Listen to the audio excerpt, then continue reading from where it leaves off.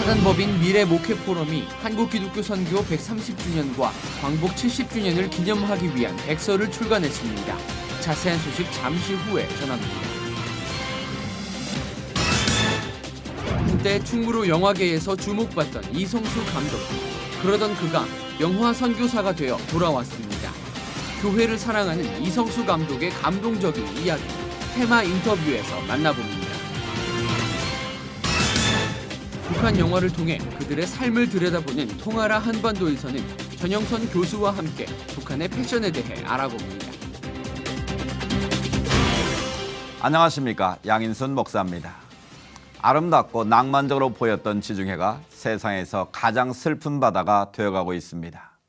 아프리카와 중동 지역에서 종교 박해와 내전으로 난민선에 오르는 이들이 잇따라 사고를 당하고 있기 때문인데요.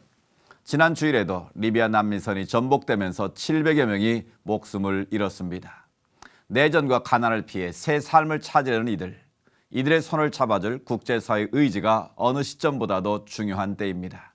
시차를 매거진 굿데이, 오늘은 4월 21일 화요일입니다.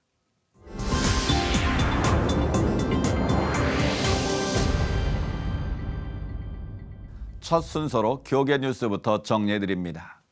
사단법인 미래목회포럼이 한국 기독교 선교 130주년과 광복 70주년을 맞아 기독교와 공공정책, 기독교와 사회문제 등 11개 분야에 관련된 이슈를 제공하고 대안까지 살펴볼 수 있는 이슈 앤 미래를 출간했습니다. 유성원 기자가 보도합니다. 총신대학교 이상원 교수는 최근 이슈가 되고 있는 동성애는 성경적 관점과 현대과학의 사례를 들어 정상이 아니라는 것을 밝혔습니다.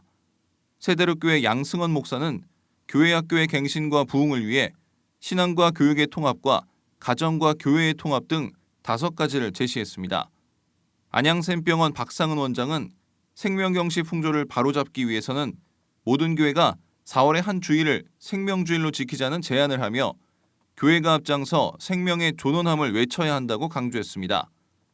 미래목회포럼이 사회문제와 생명윤리, 교육과 경제, 통일과 미디어 등 11개 분야 70개 주제로 구성된 이슈앤 미래를 출간했습니다. 이 책의 집필진으로는 장신대 이미국 교수와 윤용근 변호사, 연세대 이혜훈 교수 등 70명의 해당 분야 전문가들이 참여해 눈길을 끌었습니다.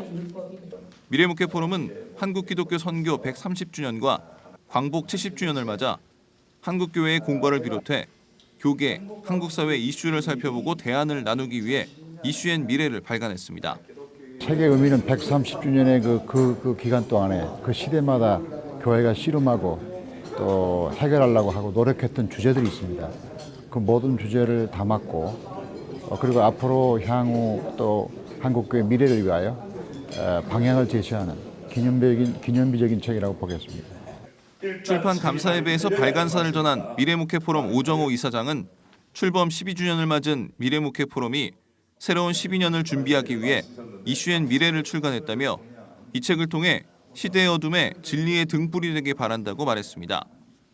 각 분야의 전문가들이 쉽고 깊이 있게 분석한 이슈앤 미래가 수많은 정보 속에서 전문 정보와 이슈에 대한 기독교적 시각에서 갈증을 해결해 줄 수 있을지 이목이 집중되고 있습니다. C채널 뉴스 유성훈입니다. 미래 군선교 네트워크가 제2회 군선교 세미나를 열고 국군 장병들의 눈높이에 맞는 효과적인 설교를 제안했습니다. 최은원 기자의 보도입니다. 연간 연무대 군인교회 예배에 출석하는 인원은 60만 명, 세례 인원은 7만 명에 달합니다. 이는 육군훈련소가 대한민국 청년선교의 산실이자 민족복음화의 요람으로 불리고 있는 이유기도 합니다. 미래 군선교 네트워크는 청년 장병 눈높이에 맞는 효과적인 설교를 제안하고자 제2회 군선교 세미나를 개최했습니다. 이번 세미나에는 테마 설교와 효과적인 장병 설교 작성법 등 군종 선교를 위한 실질적인 정보가 제공돼 눈길을 끌었습니다. 육군훈련소교회 김종천 군종 목사는 자유와 기도, 핵심 가치, 감사, 믿음 등 5가지 주제에 맞춘 테마 예배를 소개했습니다. 특히 영상과 찬양, 설교 등 기독교 진리를 담은 다양한 문화 콘텐츠는 훈련병들의 관심과 반응을 자연스럽게 복음으로 연결할 수 있다고 조언했습니다. 자유, 기도, 감사, 핵심 가치, 믿음입니다. 근데 이것을 어떻게 이 아이들에게 역시 마찬가지로 재미있게 감동을 주면서 그리고 아이들을 교훈하면서 복음으로 나아갈 것인가. 11사단 화랑교회 손중철 군종 목사는 효과적인 장병설교 작성 방법을 제안했습니다. 손 목사는 하나님을 만나는 것이 설교의 본질이라며 성도들에게 적용되는 말씀을 위주로 맞춤 설교를 해야 한다고 강조했습니다. 성경에서 본문을 가지고 교훈을 찾는 게 아니라 이 본문을 통해서 하나님께서 성도들에게 무엇을 원하시고 이 본문을 통해서 어떻게 하나님이 성도들을 바꾸기를 원하시는가를 봅니다. 이날 세미나는 대대급 군인교회를 담당하는 민간군 선교사들이 한자리에 모여 군종 선교에 대한 유용한 정보를 함께 공유하는 시간이었습니다. 한편 미래군 선교 네트워크는 지난 3월 운영이사회에서 30개 대대교회의 민간 후원 교회 자매 결연 사업을 진행하는 등 군선교사들의 사역을 지속적으로 지원할 것을 결의했습니다. C채널 뉴스 최연원입니다. 이어서 그 밖의 교계 소식 전해드리겠습니다. 지난 19일 장애인 주일을 맞아 경기도 성남의 할렐루야 교회가 이웃사랑 나눔잔치를 열었습니다. 이날은 의류와 가전제품 등 15,000여 명이 기증한 생활용품이 판매됐습니다.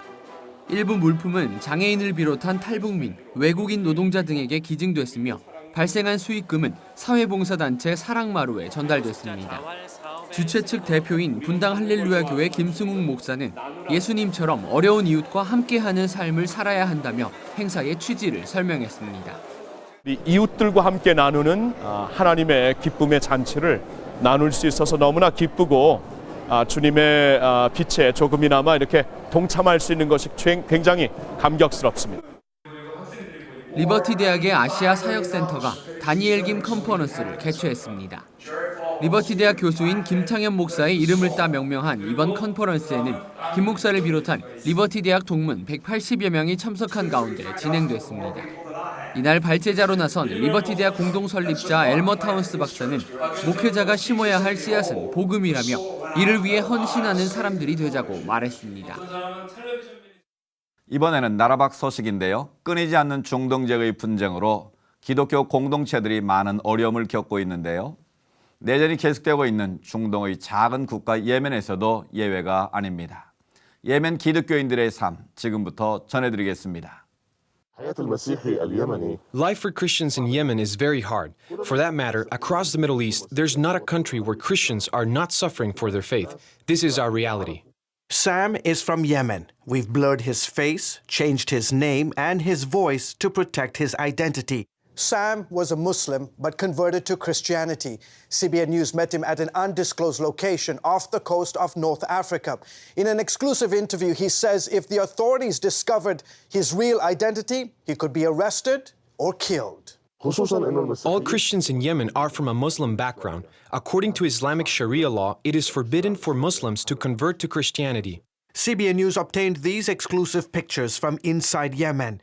Yemen's constitution provides for religious freedom, but Sam says it's a farce. The government says there is religious freedom, but that is not true. Christians are routinely harassed. They face daily struggle and persecution, first from their family members, then from the government. Some 25 million people live in Yemen. The majority follow the Sunni branch of Islam. No one knows for sure how many, but it's estimated there are a few thousand secret Christians. Can you believe in the 21st century it is impossible for any Christian in Yemen to own a Bible? The persecution of Christians is real. Dr. David Curry is with Open Doors, a group that monitors religious freedom around the world. Every year, Open Doors publishes a list of countries where Christians face the most persecution. There aren't a lot of good options right now for Christians in Yemen. It's already 14th on the World Watch List, Open Doors ranking of the most difficult places for Christians.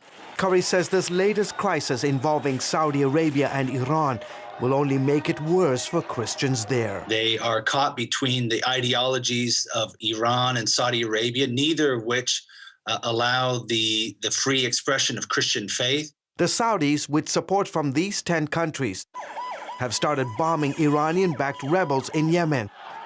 The tension between the two countries has been in the making for years. Saudi Arabia, the leading Sunni power, and Iran, the leading Shia power, are struggling against each other for influence in the Middle East.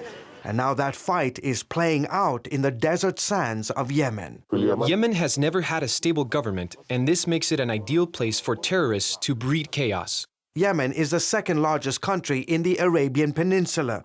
Bordered by Saudi Arabia to the north and the Red Sea to the west, Yemen has become a breeding ground for radical Islam. Several terrorist groups, including Al-Qaeda and ISIS, have found safe haven. It's unfortunate, but they are playing with the souls of people. The simple Yemeni citizen doesn't want these groups with their Islamic agendas to influence the country.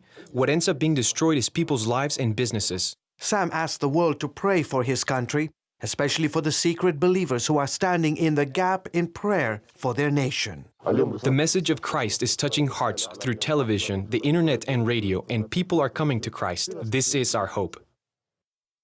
각 국가마다 종교 인구에 대한 조사는 계속 이루어지고 있죠. 우리나라도 정기적으로 이루어지고 있는 것으로 아는데요.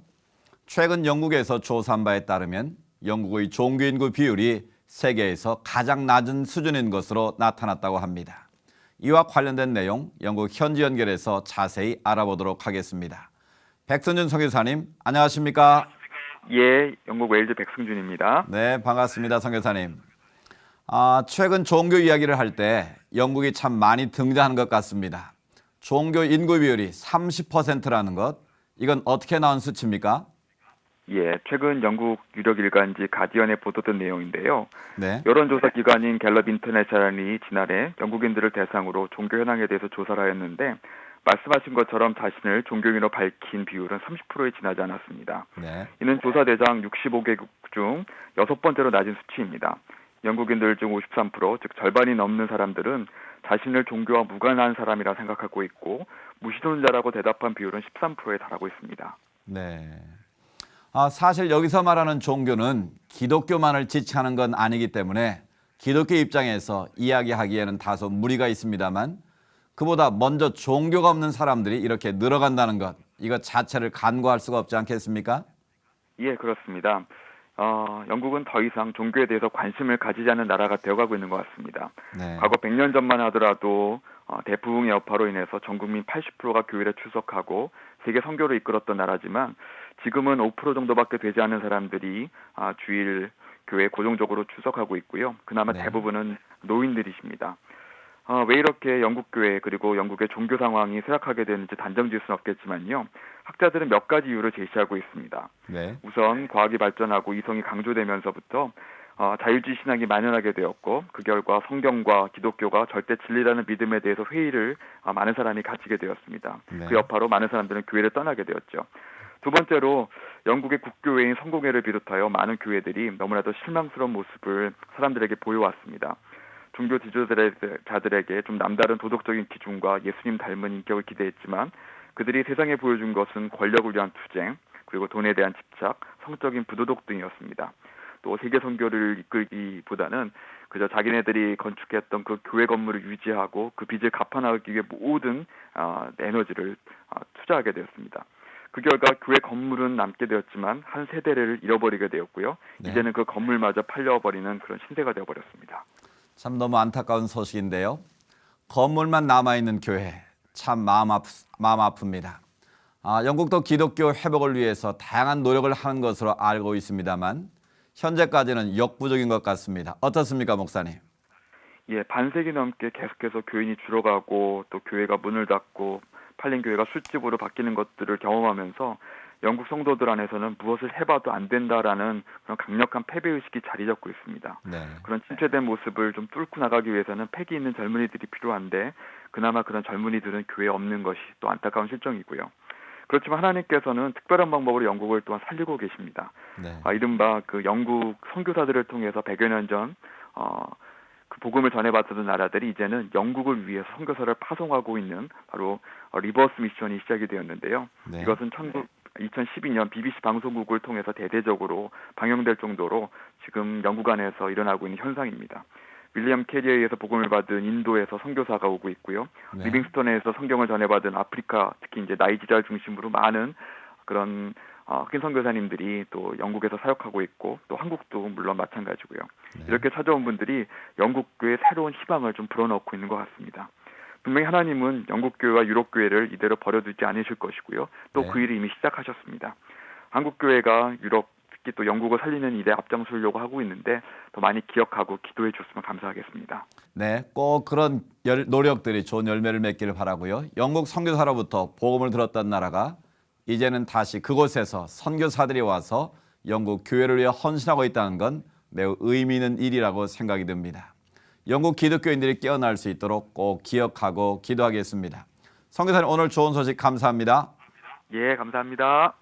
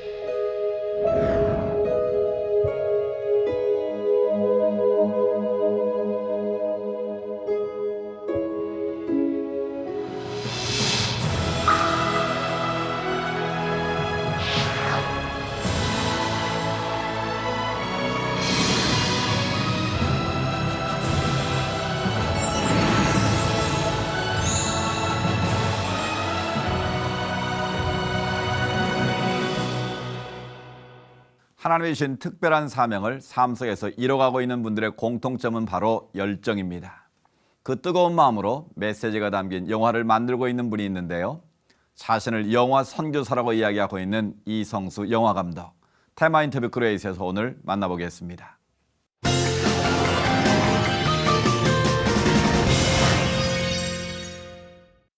영화감독 겸 시나리오 작가 이성수 선교사. 대종상 영화제에서 각본상을 수상하며 잘 나가던 충무로 영화 감독이었던 그가 돌연 영화계를 떠난 후 선교사로 돌아왔습니다. 예, 안녕하세요. 저는 대한민국 제2로 영화 선교사 이성수 감독입니다. 제가 뷰티풀 차일드 가지고 한 1년 반 이제 한국 교회, 미국, 캐나다 교회들 쭉 투어를 했어요. 그래서 그거 이제 다 마쳤고 또 DVD 출시되어서 또 그것도 또 많이 알렸고 그래서 지금 이제 한국에 들어온 지 이제 한 3주 됐습니다. 그리고 이제 다음 작품, 차기 작품 위해서 이제 사람들도 좀 만나고 자료 조사도 하면서 시나리오 이제 집회에 이제 들어갔습니다. 한국은 좀 돈 들이고 하는 이런 영화는 만들 수가 없는 현실이에요. 그러면 할 수 없이 시장을 넓혀야 돼요. 그게 이제 미국과 캐나다, 유럽 이런 데를 이제 같이 아우를 수 있는 걸 해야 된다고 생각해서 저는 늘 영어와 한국어를 같이 넣어서 영화를 만들어야 된다고 이제 생각하고 있었고 그러던 중에 아주 좋은 소재가 된 거죠. 뷰티풀 차일드가 북미 인디언을 다루고 있으니까. 그리고 이것은 그리고 제가 생각한 것보다 너무 많은 한국 선교사들이 나가 있어요. 그리고 너무 많은 변화가 일어나고 있어요. 그들 가운데. 인구가 2천만, 4천만이었는데 20세기 저희 20만 밖에 안 남고. 그리고 제일 인류 국가잖아요. 또 기독교 국가고 인권 국가고 그런데 그런 데서 이걸 발견하게 됐고요. 제가 뷰티풀 차일드 소재를 이거는 한국 교회에도 알려야 되지만 이 영화는 원주민들도 볼 것이고 특별히 백인 교회가 이걸 볼 수 있다고 제가 생각했어요. 실제로 이제 결과적으로는 제가 백인 교회 가서도 집회를 했으니까. She grabbed me by the wrist and she yanked me real hard. She said, "Shut up, you stupid." 영화를 통해 화해와 용서를 경험하는 또 다른 사랑의 지평을 열어준 뷰티풀 차일드. 이성수 선교사에게 영화는 복음의 메시지를 담는 거룩한 그릇이 됐습니다. 사춘기 때는 뭐 영화가 교회가 피난처고 안식처가 돼야 되는데 저는 영화관이 그 컴컴한 영화관이 저의 피난처고 안식처였어요. 그러다 보니까 뭐 정말 부끄럽지만 학교도 안 가고 막 영화 보러 가기도 하고 그러다가 선생님한테 걸려서 정학을 당하기도 하고 그럴 정도로 영화에 빠져서 살았습니다. 대학 다닐 때도 뭐 재학 중에 연극을 했는데 제가 4년 동안에 제가 연출한 작품이 열 작품이 넘어요. 그러니까 거의 늘 그냥 이렇게 미쳐서 살 정도였고, 그러다 보니까 이제 영화에 와서도 좀 일찍 두각을 좀 드러낸 편이었어요. 그래서 20대 때 한국을 이끌어갈 3인의 젊은 연출가 이런 거에도 뽑혔고, 단지 그대가 여자라는 이유만이라는 작품으로 대종상 갑봉상 받게 되었고, 저는 어린 연인 또 맨발에서 벤치까지 외에 여러 작품 이렇게 연출을 했었습니다. 단숨에 모든 영화인들이 부러워하는 자리까지 올라갔지만 그에게 찾아온 건 걷잡을 수 없는 허무함이었습니다. 세우시는 분이 하나님이시고 허무시는 분이 하나님이시잖아요. 근데 저는 제가 세웠기 때문에 하나님이 저를 위해서 그걸 허물어뜨셨다고 생각해요. 왜냐하면 제가 성공을 했다고 볼 수 있는데 만족이 없는 거예요. 제가 잘못 살았다는 걸 알았어요. 제가 영화를 만들어서 나를 위한 거 외에 다른 게 없잖아요. 나의 유익, 나의 성공, 나의 만족. 근데 거기서 제가 사마리아 여인처럼 갈급한 거예요. 그러다 보니까 내가 이 재능을 잘못 사용했다는 그 자책감, 하나님께 대한 죄스러움이 늘 저한테 자리 잡고 있어. 주님이 너의 가장 소중한 것이 뭐냐? 난 영화가 제 삶이었어요. 제 신앙이었거든요. 그러니까 제가 제일 귀한 거를 주님께 드리고 싶었어요. 제가 영화를 안 한 거예요. 제가 이제 하나님께 돌아왔을 때 울면서 기도한 게 그거예요. 하나님, 4대째 모태신앙의 집안에서 어떻게 저를 세상 가운데 이렇게 전능하신 주님께서 버려두셨어요. 왜 저를 이렇게 유리하는 고아처럼 두셔서 자살을 시도하는 지경까지 저를 이렇게 방치해 두셨어요. 라고 원망하잖아요. 아무것도 없는 것 같은 막막함. 그 철저한 고독 속에서도 늘 함께 하셨던 주님은 그를 영화 감독이 아닌 영화 선교사로 다시 부르셨습니다. 저는 교회라는 단어만 떠올리면 제 안에요. 이렇게 제 안에 마음에 눈물이 맺혀요. 그러니까 저는 늘 교회라는 이름으로 영화를 만들고 싶었어요. 그래서 다음 영화 제목은 I am Church입니다. 주님이 우리 한 사람 한 사람은 넌 나의 교회란다. 이게 부르시는 거예요. 이것이 우리의 어쩌면 가장 큰 정체성일 수 있어요. 우리 아이들이 교회에서 다 사라져가고 있어요. 근데 이들을 가장 많이 뺏어간 이유가 뭐냐면 제가 16살 때, 15살 때 영화에 빠져가지고 교회를 떠나가듯이 얘들이 음악에 빠져서, 텔레비에 빠져서, 영화에 빠져서, 게임에 빠져서 모든 게 다 우상이 되고 있잖아요. 그래서 떠나가고 있어요. 주인공은 17살짜리 청소년이 주인공이에요. 이번에는 극영화입니다. 지난번보다 훨씬 많은 배우들도 등장하고요. 훨씬 많은 스태프들도 있고 돈도 많이 들어갈 거예요. 그래서 더 큰 도전이 기다리고 있습니다. 많은 것을 감당해야 하는 또 다른 도전이 기다리고 있지만 이 모든 일 또한 주님의 인도하심을 믿기에 이제는 그 어느 때보다도 담대하고 기쁘게 나아갑니다. 내가 어디서부터 하고 어디로 갔는지 모르는 수많은 사람들이 있잖아요. 그런데 저는 알고 있어요.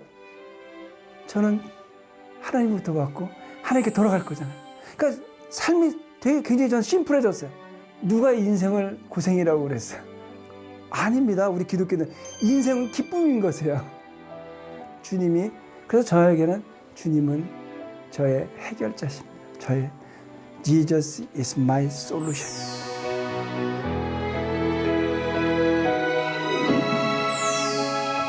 내 인생의 짐을 너무나 가볍게 해준 해결사 예수 그리스도. 이성수 선교사는 이제 그 삶의 해법을 많은 이들에게 영화로 보여줄 것입니다.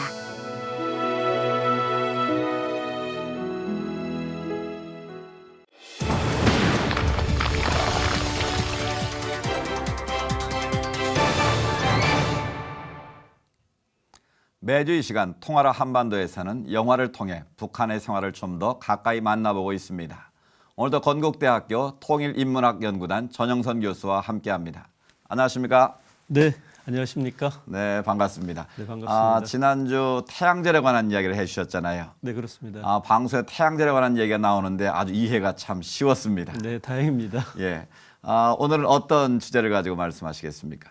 네, 요즘 뭐 거리를 나가 보시면 느꼈겠지만은 네. 이제 거리 굉장히 화사해지고 밝아졌습니다. 확실히 이제 봄이 됐다는 것을 느낄 수가 있는데요. 이제 뭐 사람들이 봄은 여자의 패션으로부터 온다는 얘기도 있지 않습니까? 그래서 오늘 봄을 맞이해서 북한의 복식, 패션에 대해서 알아보고자 준비를 했습니다.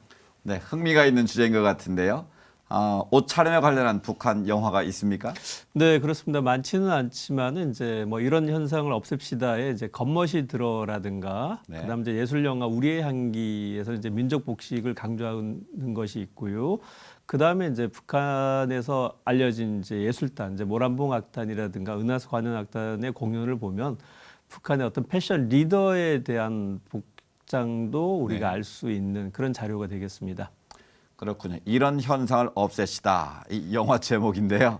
좀 계몽적인 내용을 담고 있는 것 같은데 어떻습니까? 뭐 주제 자체가 이런 현상을 없앱시다라고 하는 것은요. 이제 사회주의 교양물을 이제 일련의 시리즈로 만든 것이고요. 네. 좀 이제 문제점이 있는 것들, 예컨대 이제 뭐 외래어를 쓰거나 또는 이제 뭐 적절하지 않는 표현을 쓰거나 이런 것들을 좀 고쳐가자는 의미의 시리즈물이고요. 네. 그중에 이제 겉멋이 들어라고 하는 것은 제목에서 알 수 있듯이 민족적인 복장 또 사회주의 미감에 맞는 옷을 입자라고 하는 주제를 담고 있는 이제 영화입니다. 뭐 만들어지기는 이제 1988년도에 만들어졌는데요. 2011년 7월에도 방영이 됐고, 그래서 최근에 특히 이제 북한에서 이런 여러 옷과 관련돼서 사회주의 미감에 맞는 옷을 입어야 된다는 것을 강조하면서 몇 차례 방송되었던 작품입니다. 그렇군요. 그럼 그 영화는 구체적으로 어떤 내용을 담고 있는지 좀 소개해 주시죠. 뭐 여성이 주인공으로 등장을 하고요. 한참 이제 옷에 대해 관심이 많은 이제 젊은 여성이 등장을 합니다. 이제 그날은 이제 직장에서 동료들과 같이 공장으로 견학을 가게 돼 있는데요. 네. 어떤 옷을 입고 갈까 고민을 하다가 굉장히 그 이쁜 옷, 본인이 생각해 굉장히 이쁜 옷이었죠. 그 점퍼와 그다음에 이제 나팔 바지를 골라 놓습니다. 네. 그 옷을 이제 거울에서 입어보는데 옷이 어딘가 좀 심심한 것 같아서 거기에 이제 잡지에서 봤었던 이제 영문 글자하고 이제 동물을 새겨 넣으려고 준비를 합니다. 네. 그래서 이제 친구를 불러요. 그 친구는 수해 연구사에 있는 친구, 자수를 놓는 친구를 불러가지고 이 영문 글자를 주면서 이것 좀 옷에다가 새겨줄 수 있느냐라고 얘기를 했더니까 그 친구가 아니 너 이게 무슨 뜻인지 알고나 이렇게 쓰려고 하느냐, 어떤지 우리 미감에 맞지 않는 것 같아라고 네. 이제 거절을 하면서 친구의 부탁을 들어주지 않습니다. 네. 그래서 어쩔 수 없이 현옥이라고 하는 친구는 뭐 그렇다면 내가 입고 가야지 하면서 옷을 입고 이제 거리로 나서게 됩니다. 근데 네. 거리로 나서고 보니까 사람들의 옷이 굉장히 차이가 많이 나는 거예요. 네. 왜냐하면 일반적으로 북한 사람들이 입는 옷차림하고는 좀 차이가 있었거든요. 네. 그럼 일반 주민들의 옷차림과 좀 많이 달랐나요?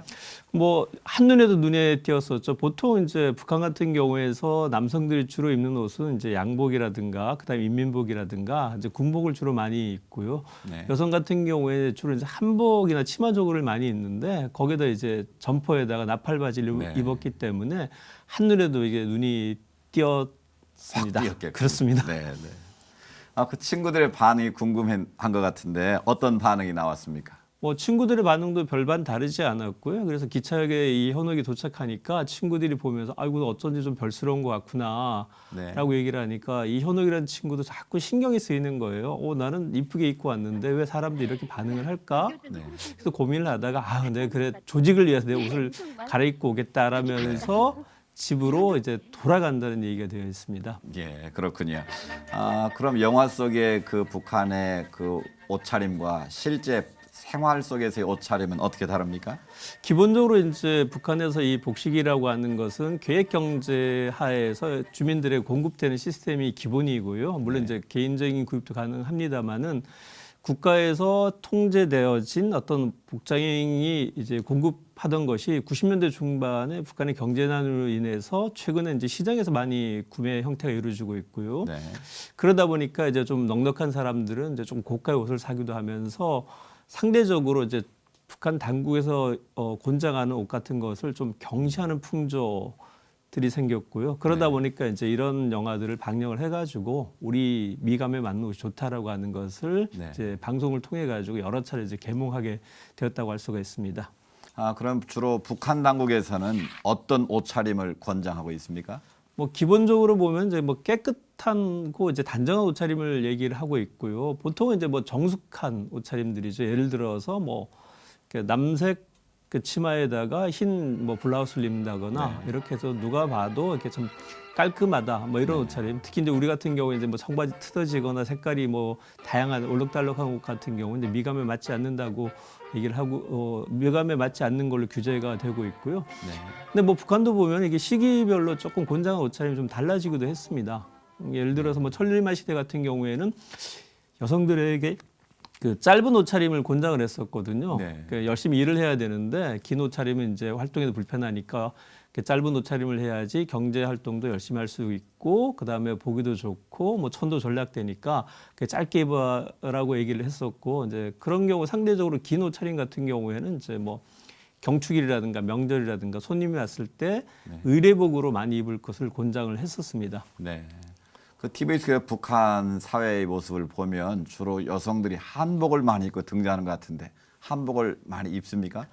기본적으로 북한의 이제 중심되는 생활복이라든가 의례복은 한복이라고 할 수가 있는데요. 그래서 북한의 1990년대 조선민족 제일주의 정책이 생활로 강화되면서 민족적인 복장을 강조하게 되면서 한복이 이제 상당히 많은 사람들이 입는 공식적인 복장이 되었다고 할 수가 있을 것 같고요.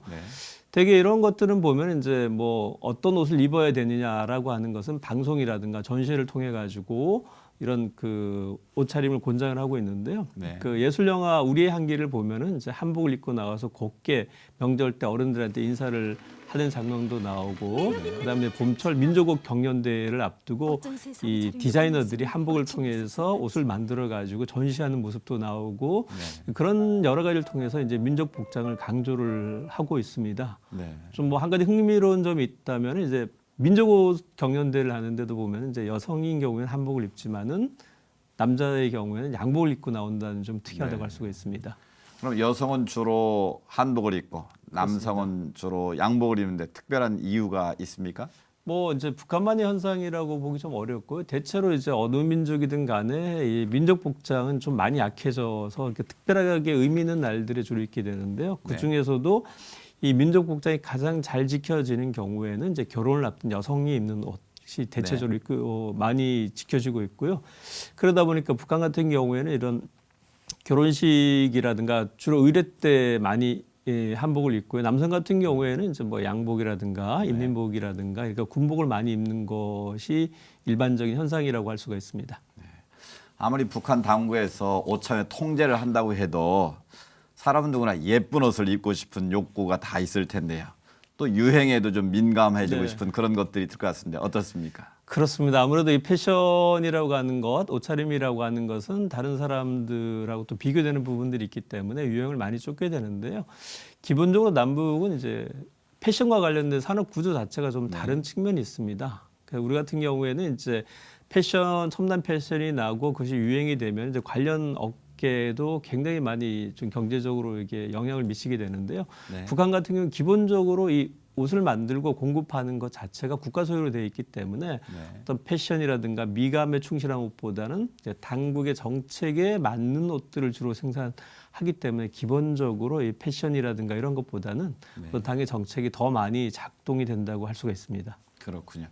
최근 TV에 보면 북한 평양 시내 모습 보면 다양한 옷을 입은 여성들도 등장하는 것 같은데요.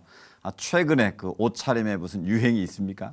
뭐 아무래도 예전보다는 좀 많이 다양해진 것 같고요. 김정은 체제 들면서 어떤 변화라고 하는 메시지를 이제 주민들에게 많이 보여주고 있고요. 또 상대적으로 이제 시장이 활성화되면서 이제 중국이라든가 외부로부터 옷감들이 많이 들어가게 되고 그러다 보니까 뭐 다양한 옷차림, 그다음에 또 다양한 패션 이런 것들이 북한 당국이 통제한 영역을 벗어나서 이제 좀 자유로움을 추구하는 현상이 많아졌다고 할 수가 있습니다. 그렇군요. 지금 한류가 전 세계를 휩쓸고 있다고 해도 과언이 아닌데 북한에도 한류 영향이 좀 있습니까? 뭐 한류 역량이 일정 정도 있다고 봐야 될 것 같고요. 보통 네. 이제 북한 체제 내에서 이런 변화를 찾기는 쉽지가 않기 때문에 네. 예전에도 보면은 이제 그 제일동포 이제 귀국 사업이라 그래서 네. 일본에 있었던 제일동포들이 북한에 들어가면서 이제 어떤 변화라든가 패션을 선도했던 때가 있었고요. 그 이후로는 이제 한류의 영향으로 이제 남한의 드라마라든가 네. 영화라든가 이런 것이 들어가면서 옷차림도 드라마에 나왔던 차림이 유행하기도 하고요. 네. 뭐 머리 모양이라든가 말투까지도 이 한류의 영향이 미치고 있는 걸로 확인이 되고 있습니다. 그렇군요. 북한 당국 입장에서 보면 청소년들이 그런 한류의 영향을 받고 있다는 걸 느끼면 굉장히 긴장할 것 같은데 단속 어떻게 합니까? 예, 물론 이제 이런 현상 자체가 북한이 얘기하고 있는 사회주의의 미풍양속을 저해한다고 보고 이제 통제를 좀 하고 있는데요. 그래서 북한 주민들 사이에서는 통제하려고 하는 사람들하고 그 이제 통제를 반대하는 사람들 사이에 뭐 가끔가다 충돌도 일어나는 것 같습니다. 뭐 그것은 아무리 이런 것을 통제한다고 해도 그 아름답고자 하는 인간의 욕망은 좀 통제하기 어려운 부분들이기 때문에 공식적으로 활동하는 영역 외의 부분에서는 개인의 아름다움을 추구하는 경향이 좀 많아진 것은 분명한 사실인 것 같습니다. 그렇군요. 북한도 이제는 이런 흐름을 막을 수는 없을 것 같습니다. 오늘은 북한의 패션을 통한 북한 사회를 알아봤습니다. 교수님 감사합니다. 네, 감사합니다.